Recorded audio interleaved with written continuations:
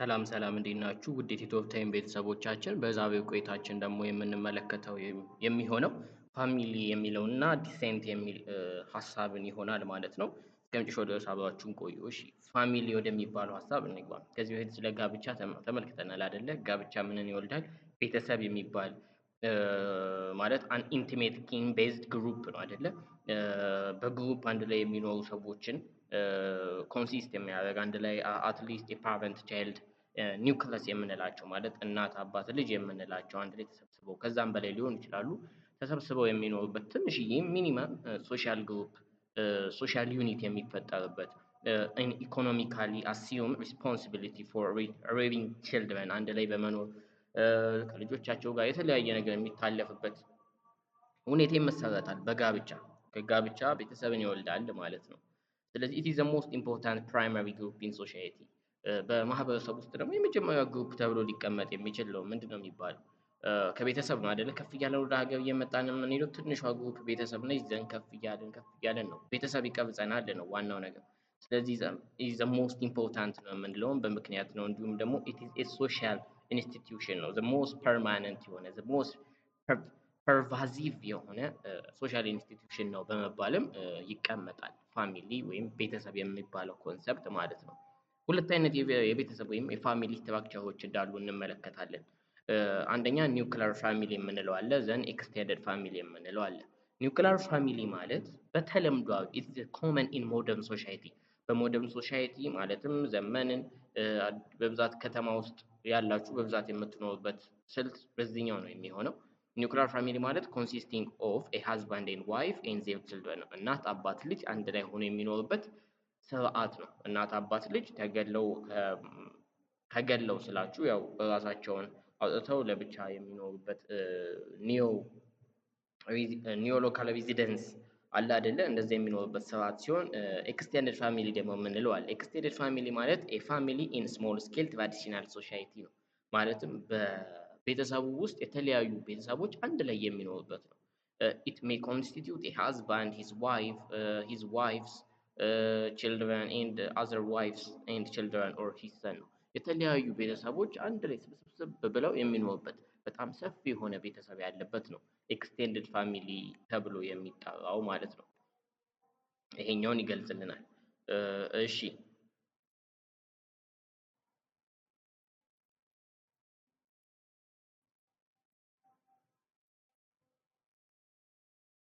ሌላው የምንመለከተው ነገር ፍራክሽን ሜሪጅ ኤንድ ፋሚሊ ነው። የጋብቻና የቤተሰቦች ዓላማ ፋክሽኑ ምንድነው ጥቅሙ ስንል አስ ኤ ባዮሎጂካል ከተመለከትነው ኢት ሬጉሌትስ ሴክሹዋል የሆነውን ሪሌሽን ወይም ሪፕሮዳክቲቭ የሆነው ፓርት ላይ የራሱ ዘር መተካት የተለያዩ ነገሮችን ምን ይላል እንደ ፋክሽን ያስቀምጥልናል። አስ ኢኮኖሚክ ፋክሽን ደግሞ ስትመለከቱት ኢኮኖሚክ ኮርፖሬሽን ይፈጠራል አይደለ? ቤተሰብ ሲመሰረት ከዚህ በፊት ተመልክተናል። ስለ ብራይድ ስለ ኢኮኖሚካል ነገር ስንነጋገር አንዳቸው ከአንዳቸው ሜን ኤንድ ውመን አንድ ላይ ኮርፖሬት ሲያደርጉ በኢኮኖሚውም በምንም አንድ ላይ ተጋግዘው የሚሄዱበት ነው። አስ ሶሻል ደግሞ ስንመለከት ቤተሰብ ምን ብለናል? ዘ ሞስት ኢምፖርታንት ነው ግሩፕ ነው። ስለዚህ ክሪኤሽን ኤንድ ፐርቱቴሽን ኦፍ ዘ ሶሳይቲ ከዛው ከቤተሰብ ውስጥ ነው የሚጀምረው። ሶሳይቲ ማህበረሰብ ከቤት ውስጥ ከትንሿ ከዛች ውስጥ ተመስርቶ የሚነሳ ነው። አስ ኤዱኬሽናል እና ሶሻላይዜሽንም ከተመለከታችሁት የራሱን ጥቅም ይሰጣል ማለት ነው። ዋት አባውት ኪንሺፕ ማለት አዝማድ ዘመድ የምንለው ፓርት ላይ ደግሞ እንግባ። ይህ የቤተሰብ ነገር ከፍ እያለ ሲመጣ ወደ ዘመድ አዝማድ የሚባለው ኮንሰፕት ነው አይደል የምናድገው። ስለዚህ ይህ ምን ማለት ነው? ዘ ዩኒት ኦፍ ኢን ዊች ፒፕል አር ሪሌትድ ዋን አናዘር ስሩ ብለድ ስሩ ሜሪጅ ኤንድ አዘር ታይ ነው። ሰዎች አንዱ ከአንዱ በጋብቻ በሉት በደም በሉት እና በተለያዩ ነገሮች ምን ይላል ይዛመዳል ሰው። ስለዚህ ኢት ኢዝ ኤ ካይንድ ኦፍ ሶሻል ሪሌሽንሺፕ ዛት ታይስ ፒፕል ሰዎችን የሚያገናኝ ኤ ካይንድ ኦፍ ዋት ሶሻል ሪሌሽንሺፕ ነው ብለን እንጠራዋለን ማለት ነው። ዘ ፋሚሊ ኢን ዊች ሂ ሃዝ ቦርን ኤንድ ሪቭድ ፋሚሊ ኦፍ ኦሪየንቴሽን ይባላል።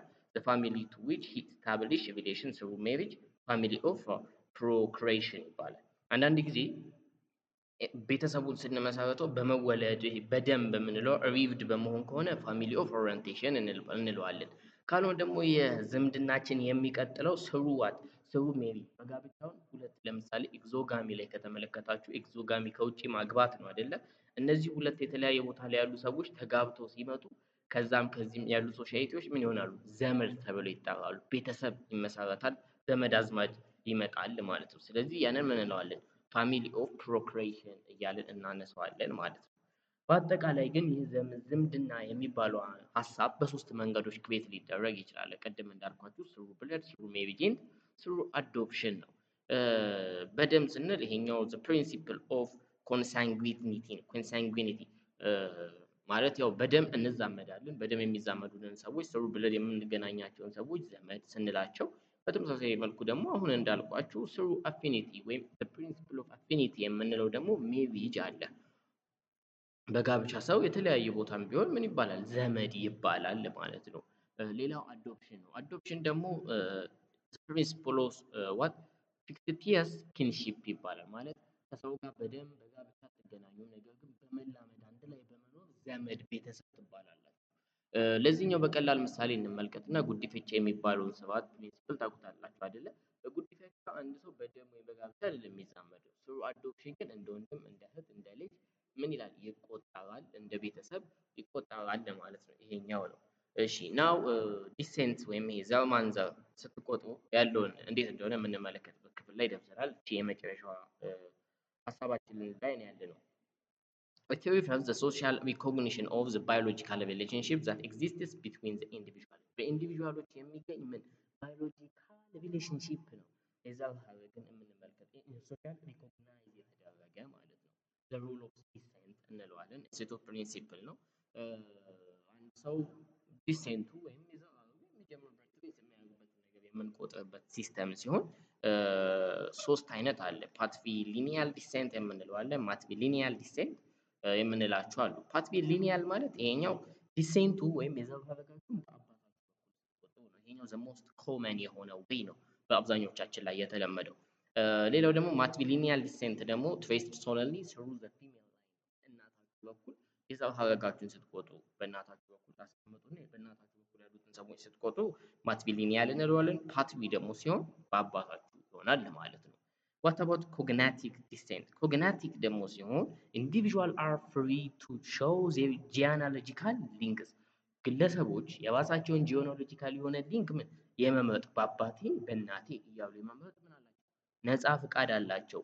ለዚህ ተብሎ የተደነገገ ምንም አይነት ህግ የለም። ስለዚህ ከፈለጉ በአባታቸው ከፈለጉ በእናታቸው መጠራት የሚችሉበትን ምርጫ የሚሰጥ ሁኔታ ነው ማለት ነው።